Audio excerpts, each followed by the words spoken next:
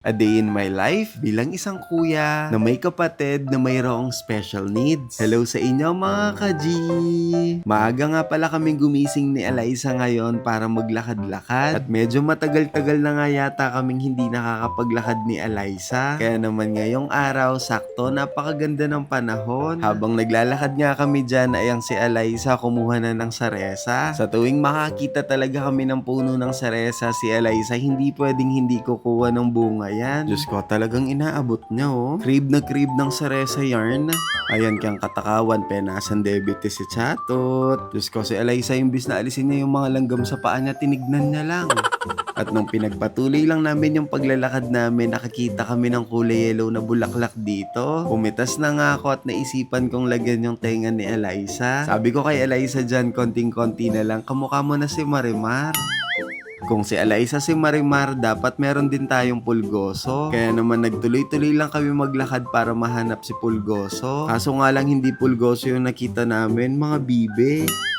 Matapos ng 15 minutes na lakaran, nakauwi na rin kami ng bahay ni Eliza. Nangangati nga daw yung legs ni Eliza. Sabi ko sa kanya, normal lang yan. Dahil ngayon ka lang ulit naglakad, yung mga fats mo natutunaw niyan. At kinuha ko tong iPad, ipapanood ko sa kanya yung mga video namin dito sa YouTube. Sabi ko sa kanya, manood ka muna dyan at bibili muna ako ng pandesal. Kaso mukhang ayaw niyang manood at siguro gusto niyang sumama sa akin. Kaya naman sinama ko na siya, no choice kesa naman sa magtantrum siya. Mga ka-G, parang nag-crave kasi ako ng pandesal na may itlog tapos may ketchup. Kaya naman bumili na kami agad ni Eliza. At pagka-uwi, niluto ko na agad tong mga itlog.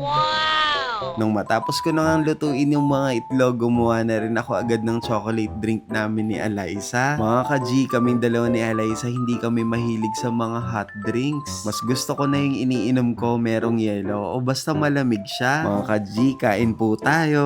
Pandesal, itlog na merong ketchup. Mga ka-G, as in sobrang kapangan ko talaga to. Sabi ko nga kay mama, ilabas namin yung blower para hindi kami nilalangaw dito. Kaso sabi ni mama, sayang daw yung kuryente kaya papaypayan niya na lang daw kami ni Eliza. Nakaka-touch yun ma.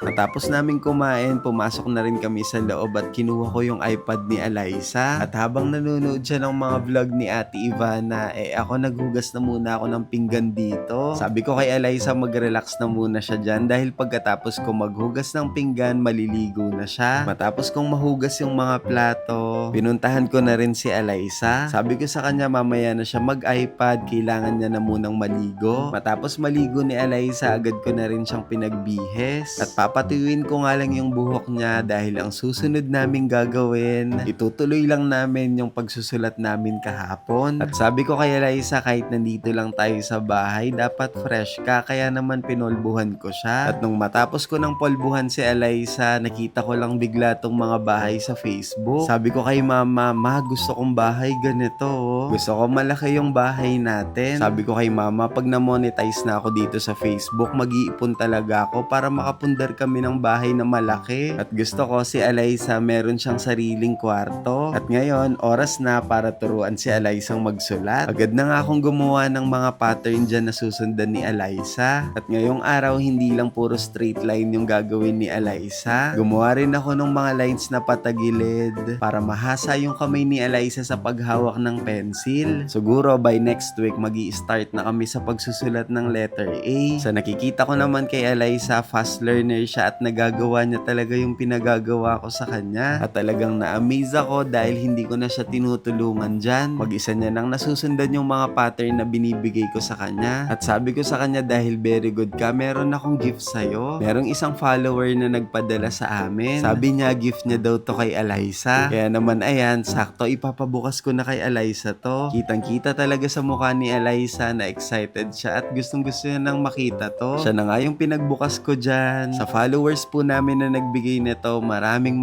salamat po. Ayan Eliza, dahil very good ka ngayon, meron kang gift. Itong pakudrado na to, pwede kang maghulog ng pera. Kumbaga para siyang piggy bank. Sabi ko kay Eliza, dito natin ihuhulog yung mga blessings na nare-receive natin. O paano ba yun mga ka-G? Hanggang dito na lang muna. Itutuloy lang muna namin ni Eliza yung pagsusulat namin. O Eliza, ano daw sasabihin mo sa kanila? Alila! Samahan nyo pa rin kami bukas ha. Oo naman Kuya G. O sige na, bye-bye mga ka-G.